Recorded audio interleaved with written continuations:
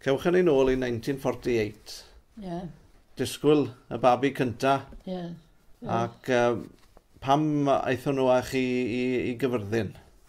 Because o'n i wedi bod yn dost o nos Sadwn is nos Sul. A cerodd lybyddau bob cam.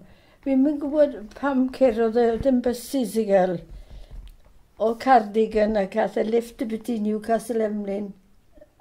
A fi'n credu hitchheikodd e o fyny, dath yn ôl fan hyn erbyn dy Sul a roio nhw fi mewn yn hospital a ces i op til llun. Sut ydych chi lawr i Gyfyrddin? Ambulance.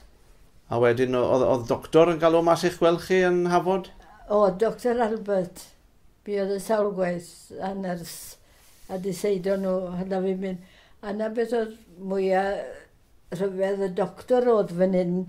Pwy oedd fan hyn yn Tynhan? Oedd e'n abod fi yn ei wein Cyfyrddin. A wedyn, eithon nhw lawr â chi nos Sul yn yr ambulance. Do. A beth ddigwyddodd ar ôl cyrraedd Gyfyrddin? Y ces y sirian bore di llun. O'n nhw ddim wedi gofyn i chi aros yn yr ambulance? Cym i mewn? O, do. A fi'n cofio un oedd yn dreifo fe, ble oedd y siop papur yn Llambed, beth oedd enw, Rhys. A fe, a so fi'n mynd mewn i ti nhw, aros fyniad. A tarodd e ddoeddeg eithon nhw mewn â fi. Ond cariodd dim babi cynta cael geni yn Gyfyrddin, rasodd rwy'n fi o'r Llanybydr. A fi'n gwybod beth yw enw hi. Oedd hi mewn a cath hi oed Neribers a goffes i waros ysdi llun. A wedyn cael seserian? Yn cael seserian. Ar y National Health? Y National Health. So goffwch chi ddim talu? Dim. Celebration. So o'ch chi'n talu am yr ambulance i fynd lawr? Na do, dat ydi gyd o tan National Health. Ond oedd e fod prynu o'ch chi'n talu.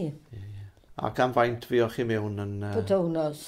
A o'n nhw'n neud rhyw ffys ohonoch chi wedyn gan bod chi'n un o'r mamau cynta dan y National Health?